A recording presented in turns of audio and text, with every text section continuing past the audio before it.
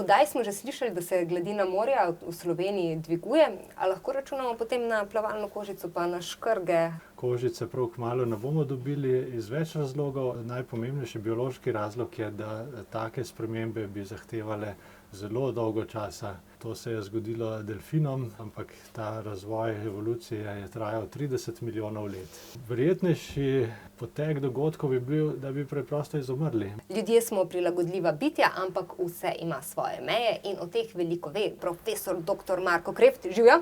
Živjo. Nacionalni inštitut za javno zdravje je že izdal opozorilo, da podnebne spremembe oziroma podnebna kriza ima negativne posledice na človeško telo. Kaj se dogaja?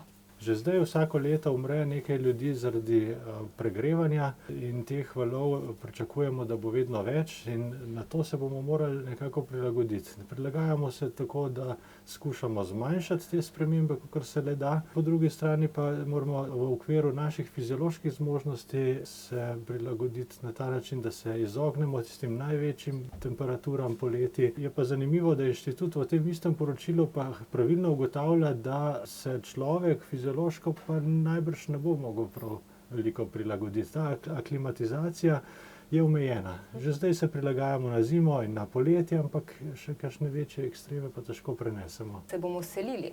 To je najverjetnejši scenarij, da se tistih območij, kjer bo res neznosno življenje, če se bodo ljudje izseljevali. Drugi način je pa, da se bomo izolirali še bolj od narave, da se umaknemo v zaprte prostore, da živimo v umetnem okolju, porabljali bomo velike količine energije za pridobivanje pitne vode in za ohlajanje prostorov za pridobivanje hrane, tudi bo kar problem. In zdaj, če se greva znanstveno fantastiko, kakšen bi bil potem človek prihodnosti?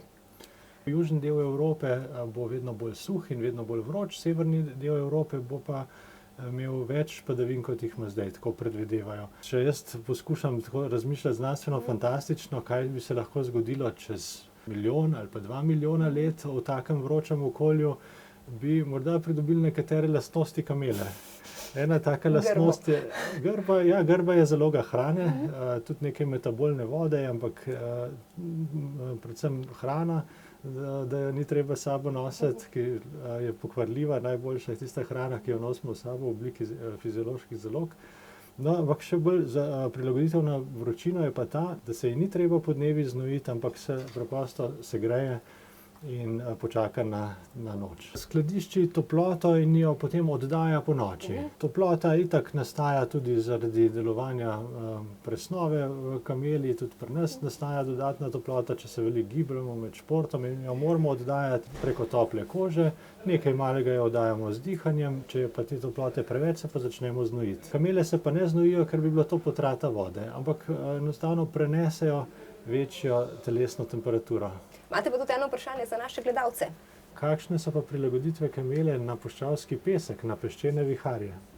Napišite spodaj v komentar in tistega, ki bo imel prav in ga bomo izžrebali, bomo nagradili z eno majčko osvežilne fronte. Ponavadi takrat, ko so neke nevarne razmere za osebke, tudi prej spolno dozorijo, se nam tudi to lahko začne dogajati. To je res, tudi pri ljudeh so opazili, da iz družbeno deprivilegiranih okoljih, v težavnih okoljih, ekonomskih, tudi v okoljih, kjer je pomanjkanje, slabe razmere, otroci pridejo prej v puberteto in prej spolno dozorijo. To je dokazano. Nekatere študije sicer pri hudem stradanju lahko je tudi nasproten učinek, ampak takih sprememb, da bi vplivalo na našo fiziologijo, si ne želimo in upamo, da bo tako hudo, da bi zaradi tako neugodnih življenjskih razmer se naša fiziologija spreminjala. Pa lahko trdimo, da spremenjeno okolje vpliva tudi na naše telesa, na spremembe telesa, ali so to pretirane izjave? Vpliva. Že če gremo poleti na sonce, potemni naša koža, tako da okolje neprestano vpliva na nas. Če gremo na visoko nadmorsko višino, v visoke hribe nad 3000 metrov, se zveča število rdečih krvničk v naši krvi in se s tem prilagodimo v nekaj dneh, tednih na življenje na taki visoki nadmorski višini. Ponekod, kjer ljudstva živijo tako visoko stalno, se jim celo razvije večji prsni koš z večno pljučno kapaciteto. Tako da na nas okolje vpliva do neke mere. To so te fiziološke prilagoditve, evolucijsko pa na to pa ne moremo čakati 10.000 let, se nič ne pozna, 100.000, komaj kakšna sprememba. Ko govorimo o podnebni krizi, veliko govorimo stališča človeka, ne? Kaj pa glede živali ali pa rastlin? O izumiranju že govorimo, ne? Ampak kaj so še druge posledice?